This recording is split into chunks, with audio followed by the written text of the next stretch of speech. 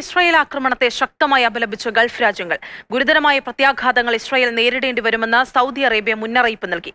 അതേസമയം ആക്രമണം ഗൾഫ് മേഖലയിലെ വ്യോമഗതാഗതത്തെ ബാധിച്ചിട്ടില്ല.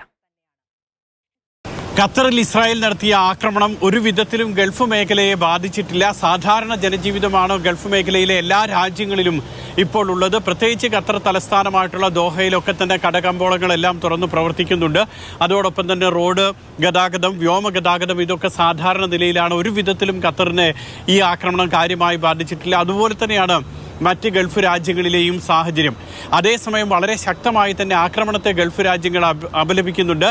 ഒരു സഹോദര രാജ്യത്തിന് നേരെ ഉണ്ടായിട്ടുള്ള ആക്രമണത്തെ അതേ രീതിയിൽ അതേ ശക്തിയിൽ തന്നെയാണ് ഈ ഗൾഫ് രാജ്യങ്ങളൊക്കെ തന്നെ അപലപിക്കുന്നത്. പ്രത്യേകിച്ച് സൗദി അറേബ്യ വ്യക്തമാക്കുന്നത് ശക്തമായിട്ടുള്ള പ്രത്യാഘാതം ഇക്കാര്യത്തിൽ ഇസ്രായേൽ നേരിടേണ്ടി വരുമെന്നുള്ളത് തന്നെയാണ്. അതോടൊപ്പം തന്നെയാണ് UAE ഭാഗത്തു നിന്നുമുള്ള പ്രതികരണം വരുന്നത്. UAE പറയുന്നത് ഖത്തറിൻ്റെ പരമാധികാരത്തിലുള്ള കടന്നുകയറ്റമാണ് ഇത്, ഒരു വിധത്തിലും ഇത് അംഗീകരിക്കില്ല എന്നാണ്. അതോടൊപ്പം തന്നെയാണ് കുവൈറ്റ് അടക്കമുള്ള ഗൾഫ് രാജ്യങ്ങളുടെയും ഒക്കെ പ്രതികരണം ഇപ്പോൾ പുറത്തു വരുന്നത്.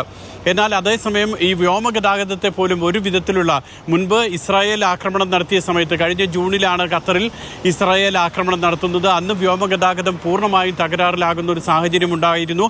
ഇപ്പോൾ അതൊന്നുമില്ല. എല്ലാ മേഖലയിലും ഗൾഫിലെ എല്ലാ രാജ്യങ്ങളിൽ നിന്നും വിമാന ഗതാഗതമൊക്കെ സാധാരണ നിലയിൽ ഉണ്ട്.